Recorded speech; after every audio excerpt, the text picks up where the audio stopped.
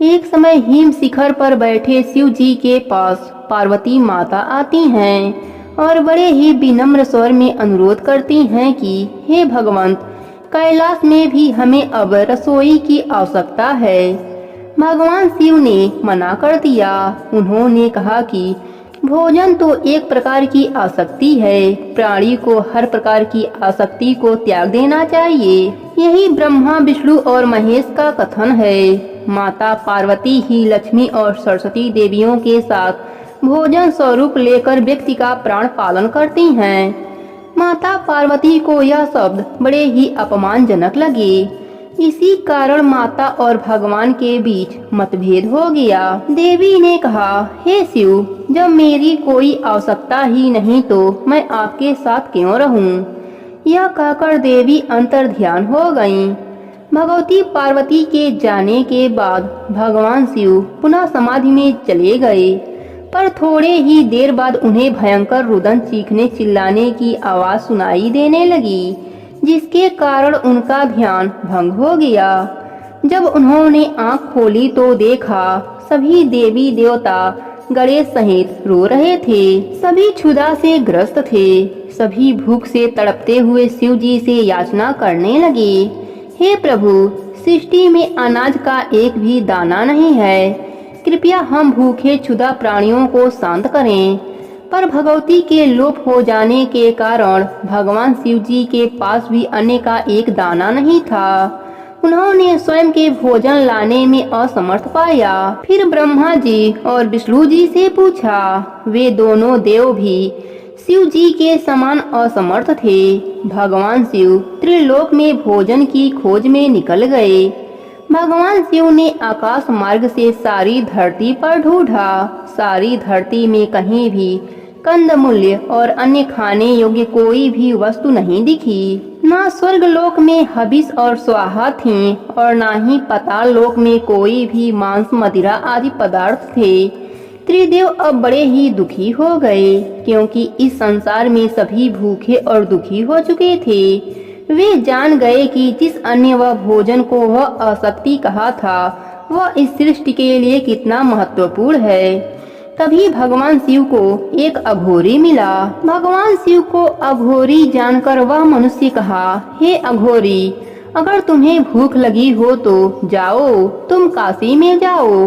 वहाँ एक दिव्य स्त्री हैं जो सभी भूखों को खाना खिलाती हैं। वह अवश्य ही तुम्हारी भी क्षुधा शांत कर देंगी।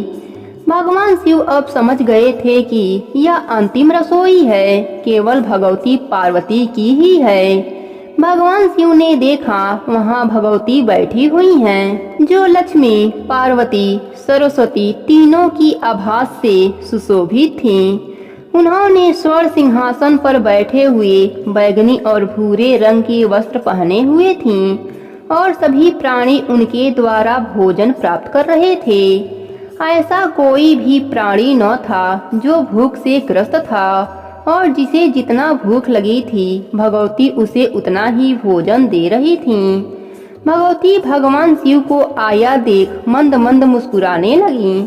उन्होंने कहा, हे शिव, यह सत्य है कि आप और ब्रह्मा भूख के बंधन में नहीं बंधे हैं, पर आप जिसके भक्ति के बंधन से बंधे हैं वह क्षुधा से ग्रस्त होते हैं। इसलिए भोजन उनके लिए उतना ही आवश्यक है जितना आपके लिए भक्ति।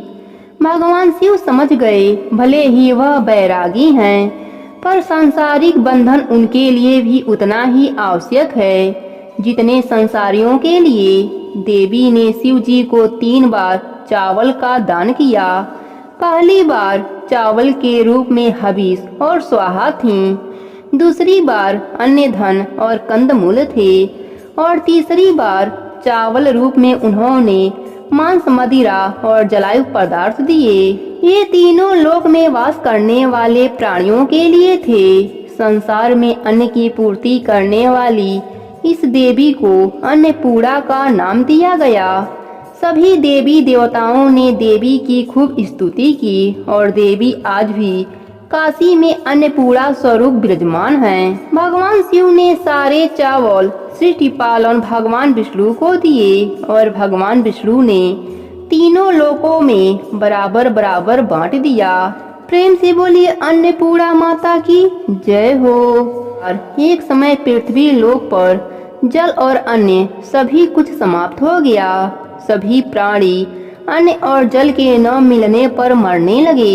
इसके बाद पृथ्वी पर लोग ब्रह्मा जी और विष्णु जी की आराधना करने लगे। ऋषि गणों ने ब्रह्मलोक और वैकुंठ लोक जाकर इस समस्या का हल निकालने के लिए ब्रह्मा जी और विष्णु जी से कहा, जिसके बाद ब्रह्मा जी और विष्णु जी सभी ऋषियों के साथ कैलाश पर्वत पर पहुँचे। सभी ने भगवान शिव जी से प्रार्थना की, हे प्रभु, पृथ्वी लोक बड़े ही संकट से गुजर रहा है, इसलिए अपना ध्यान तोड़िए और जागृत अवस्था में आइए। तब शिव जी ने आंखें खोलकर सभी के आने का कारण पूछा। तब सभी ने बताया कि पृथ्वी लोक पर अन्न और जल की कमी हो गई है। तब भगवान शिव ने उन्हें आश्वासन देते हुए कहा कि आप लोग धीरज रखिए। इसके बाद भगवान शिव और माता पार्वती ने पृथ्वी लोक का भ्रमण किया, जिसके बाद माता पार्वती ने अन्नपूर्णा का रूप धारण किया और भगवान शिव ने भिक्षुक का रूप धारण किया। इसके बाद भगवान शिव ने भिक्षा लेकर सभी पृथ्वी वासियों में भोजन वितरण किया, जिसके बाद पृथ्वी पर अन्न और जल की कमी पूरी हो गई और सभी ने अन्नपूर्णा माता की खूब स्तुति की। प्रेम से बोलिए अन्नपूर्णा माता की जय हो। एक समय की बात है, काशी निवासी धनंजय की पत्नी का नाम सुलक्षणा था। उसे अन्य सब सुख प्राप्त थे, केवल निर्धनता ही उसके दुख का कारण था। यह दुख उसे हर समय सताता था। एक दिन सुलक्षणा पति से बोली, स्वामी, आप कुछ उद्यम करो तो काम चले। इस प्रकार कब तक काम चलेगा? सुलक्षणा की बात धनंजय के मन में बैठ गई। वह उसी दिन विश्वनाथ शंकर जी को प्रसन्न करने के लिए बैठ गया और कहने लगा, हे देवाधिदेव विश्वेश्वर, मुझे पूजा पाठ कुछ नहीं आता है, केवल तुम्हारे भरोसे बैठा हूँ। इतनी विनती करके वह 2-3 दिन तक भूखा प्यासा बैठा रहा। यह देखकर भगवान शंकर ने उसके कान में अन्नपूर्णा अन्नपूर्णा अन्नपूर्णा इस प्रकार 3 बार कहा। यह कौन है, क्या कहा गया? इसी सोच में धनंजय पड़ गया कि मंदिर से आते ब्राह्मणों को देखकर पूछने लगा, पंडित जी, अन्नपूर्णा कौन है? ब्राह्मणों ने कहा, तू अन्न छोड़ बैठा है, सो तुझे अन्न की बात सूझती है। जा घर जाकर अन्न ग्रहण कर। धनंजय घर गया, स्त्री से सारी बात कही। वह बोली, नाथ, चिंता मत करो, स्वयं शंकर जी ने यह मंत्र दिया है, वे स्वयं ही खुलासा करेंगे, आप फिर जाकर उनकी आराधना करो। धनंजय फिर जैसा का तैसा पूजा में बैठ गया।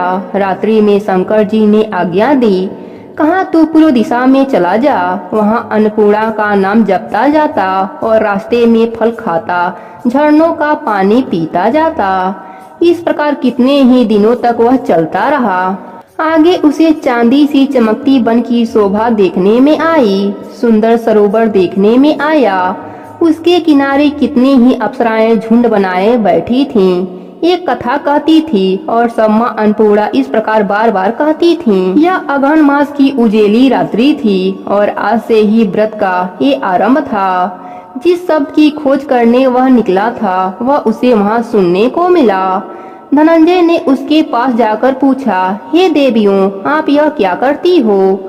उन सब ने कहा, हम सब माँ अन्नपूर्णा का व्रत करते हैं। व्रत की क्या विधि है, मुझसे भी कहो। वे कहने लगी, इस व्रत को सब कोई करता है। 21 दिन तक के लिए 21 गांठ का सूत लेना चाहिए। 21 दिन यदि न बने तो एक दिन उपवास करे, यह भी न बने तो केवल कथा सुनकर प्रसाद लें, निराहार रहकर कथा कहें।